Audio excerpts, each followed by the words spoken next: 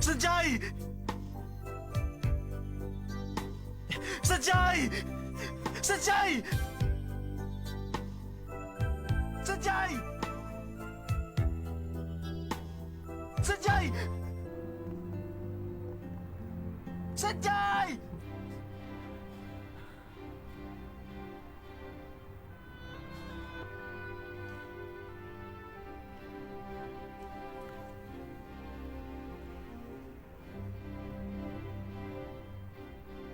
Ayoko na magsinungaling, kaya pinili ko ng lumampas sa tulay.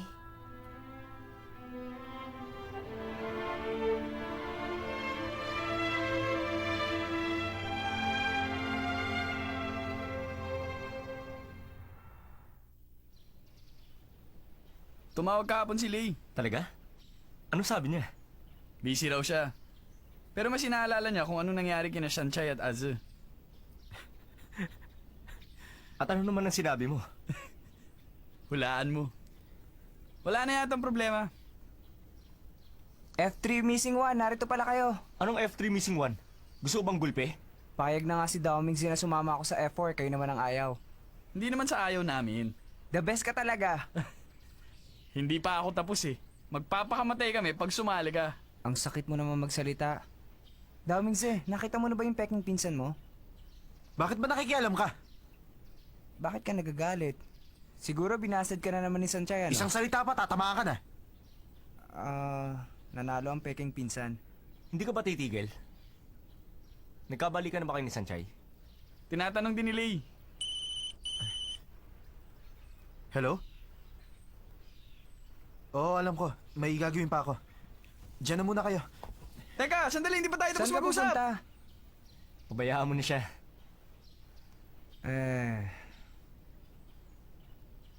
Sa inyo ba ang Shing Family Corporation?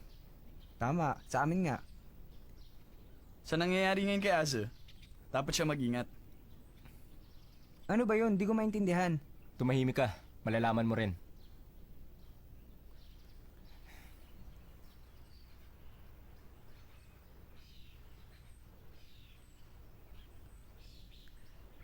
Sanjay! Ano bang ginagawa mo? Sandali nga. Hindi yun tiyan ko, ha? Hindi rin sa akin. Bakit hindi mo aminin nagugutom ka? Bakit ba marunong ka pa sa akin? Aba, totoo naman, ha? Lagi na lang tuloy ako nagmumukhang gutom. Ang cute-cute mo naman ngayon. Ano ba sinasabi mo? Baka nag-iisip ka na dyan na masama. Ang iniisip mong gusto kong malaman. Ako, alam ko kung anong iniisip mo ngayon. Siyempre ako, hindi ba? Ang kapal mo ah. Oo nga. Huwag mo na sabihin yan. Teka, may passport ka ba? Passport? Di ba nung nagpunta tayo ng Okinawa, ikinuha mo ako? Oo nga pala. Dadaling kita sa New York. New York? Yung shopping center ba ang sinasabi mo? May naisip kasi akong strategy. Ano na naman yan? Gusto kong pagdating doon. Sandali lang! Sa tingin ko hindi ito magandang ideya. Bakit naman? Dahil ayoko pa. Ayaw mo? May pasok pa sa eskwela. Isa pa napakalayo ng New York at mahina ako sa English. Napakarami mong alibay. Sabihin mo nga, bakit ka bumaba ng bus? Mali ba ako nang inaakala? Ano bang sinasabi mo? Bakit ka nga bumaba? Bakit nga ba? Pinipilit niya akong sabihin na mahal ko siya. Oh, you. Eto, huli na yan. Sige po.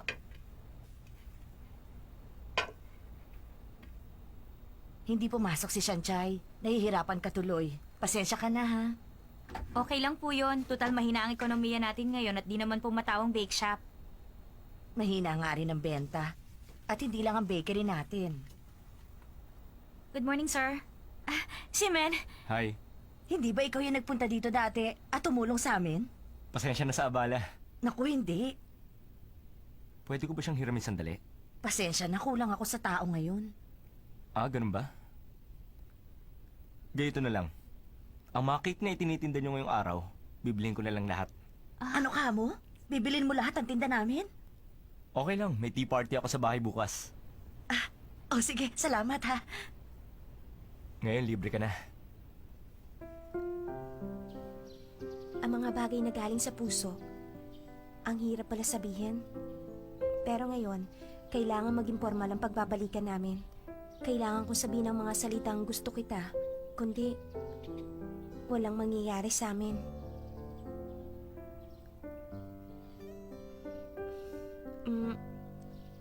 Alam mo, no, Bakit nga? Sabihin mo na. hindi ko masabi kasi galit ka na naman. Anong ibig mo sabihin? Sabihin mo na. Gutom na ako. Ikaw, meron akong baon dito. Baon? Akong gumawa nito. Hindi ka Ah. pa nagla-lunch, di ba? Pero ordinaryong pagkain lang ito. Ginawa mo para sa akin? Pero hindi ko alam kung magugustuhan mo. Gusto ko yan.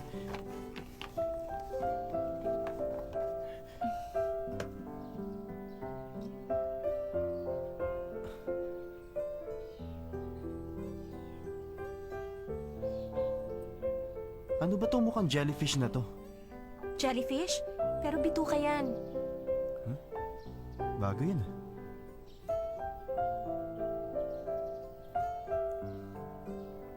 O ano? May sariling karakter ang lasa.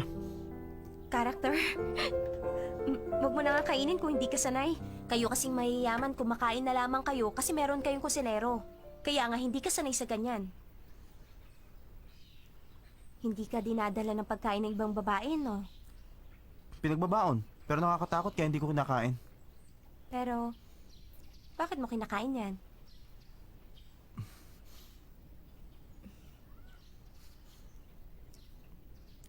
Akala ko nakipagbalikan ka na kay Shoutse. Shoutsu? Nakita ko kasi kayo magkasama sa coffee shop. Wala naman akong gusto sa kanya. Malabo yun. Kung ganun tayong dalawa na talaga? Okay ka lang ba? Ang kasual naman kasi ng pagkakasabi mo. Halika Nakita mo muna na? dito, bilis! Magtago ka! Bakit masyadong tao Yung paa dito? mo! Ay, yung paa mo! Wala Talaga? makakakita sa atin. Paano mo nalaman? Wala lang. Gusto ko lang makasama ka ng sarilinan. Talaga? Oo. Ano ka ba? Tumigil ka, baka may makakita sa atin. Ano naman ngayon? Ipapakita natin sa kanila. O, sige na.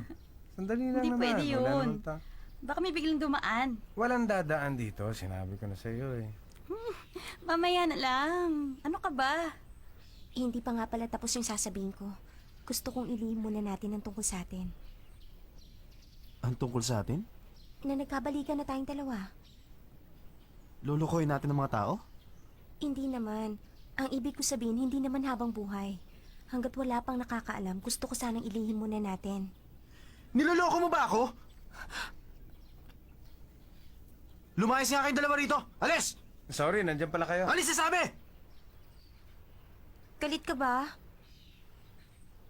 Oo! Natural galit ako! Itatago natin ang tungkol sa atin? At bakit? Kinakahiyaan mo ba ako? Hindi pwede. Hindi ko ito mapapayagan. Magiging tulad na naman kami ng dati. Hindi ako susuko. Tommy, sa makinig ka! Gusto kitang makasama. Pero pag nalaman na naman ng mama mo, paghihiwalayin na naman niya tayo, di ba? Ayokong iwan ka tulad na nangyari dati. Hindi ko na kaya. Nung gabing umuulan, nasaktan na ako. Ayoko na maranasan ulit ng sakit na yon.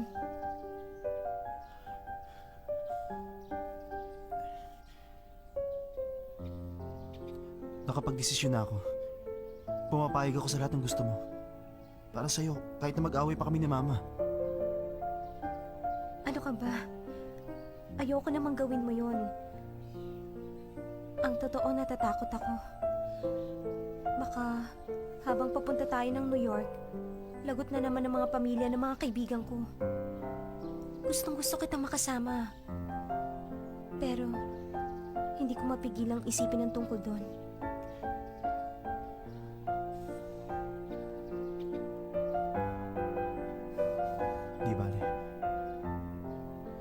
yung sinasabi mo.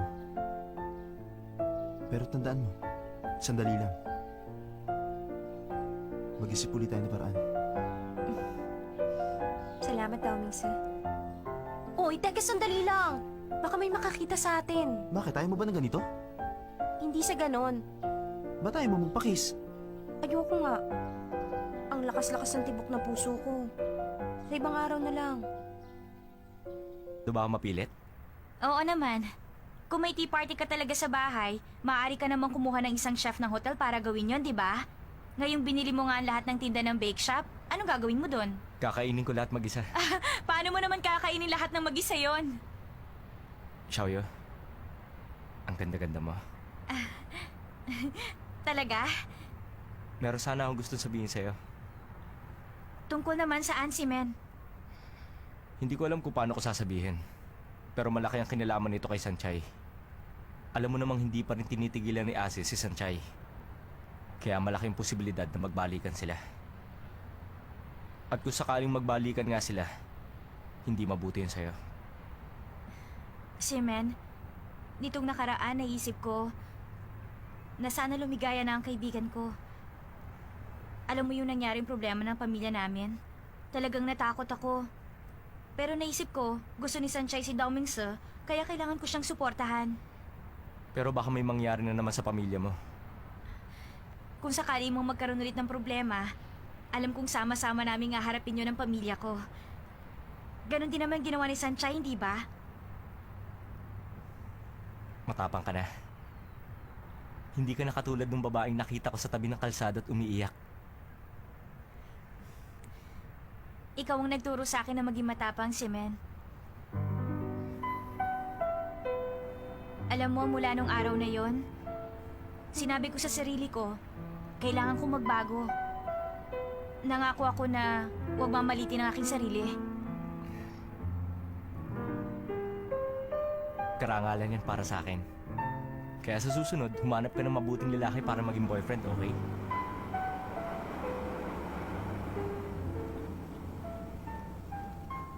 Shimen, ready ka na ba? Aalis na ako. Yung tungkol kay Sanchay, ako nang hihingi ng sorry para kay Ase. Yung ibang bagay, kami na lang ang bahala doon. Yun lang. Bye-bye. Bye-bye.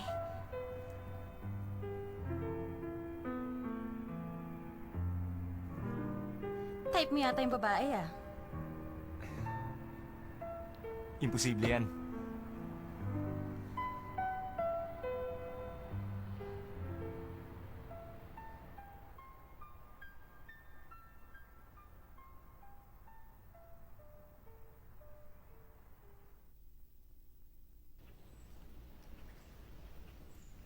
Gusto ko siyang tawagan. Pero wala naman ako sasabihin sa kanya. Ano kayang mga sinasabi ng babaeng in love sa mga boyfriend nila sa telepono? Di bali na nga, tatawagan ko na siya.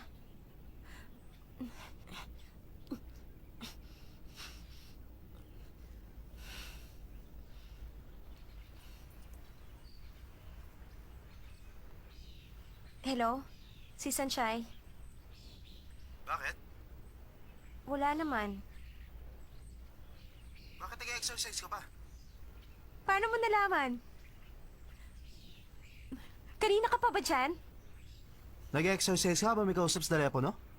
Bakit mo ako pinapanood dyan sa likod ko? Gusto na kita makita. Ibaba mo na kaya yan. May sasabihin ka? Sandali, halata tayong dalawa. Baka makarating to sa mama mo. Naka-disguise naman ako, Teka. kaya relax ka lang Hindi ba dyan. si Dao Mingse yan? Disguise? Halika, sumunod ka. Sandali, nakadisguise Tommy, sa lang. delikado yan. Hindi. Anong tinitingin-tingin nyo? Hindi kayo magkasama ni Sanchay, maliwanag! Sinigawan mo sila.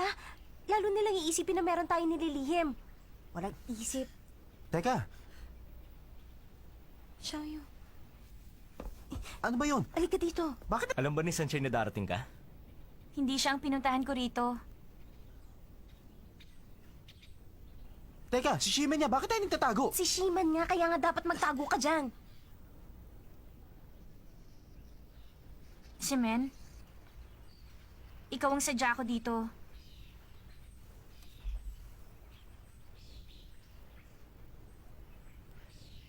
Gusto kita. Xiaoyu? Salamat, Xiaoyu. Gusto rin naman kita. Ano bang pinag-uusapan nila? Nagkakagustuhan yata. Mas tapat pa si Xiaoyu kaysa sa'yo. Simen, seryoso ko. Pag seryoso ka, mas maganda ka. Pero sa tingin ko, masyado kang seryoso. Ano bang gusto mong mangyari? Mag-date? Mag-kiss? O magsiping? Yun lang ba ang gusto mo? Walang problema sa akin. Kaya ko yun.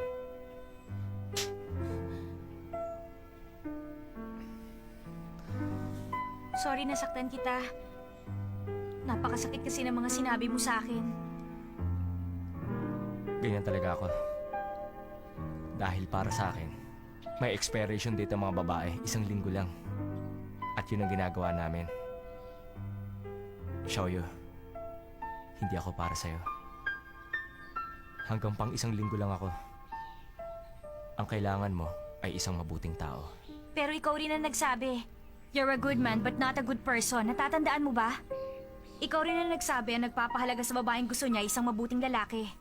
Bakit ba ganitong buhay ang gusto mo? Nagkaroon ka na ba ng babaeng pinahalagahan mo Xiaoyu, ng... kung magsalita ka parang kilala mo na ako. Ayoko ng ganyang babae.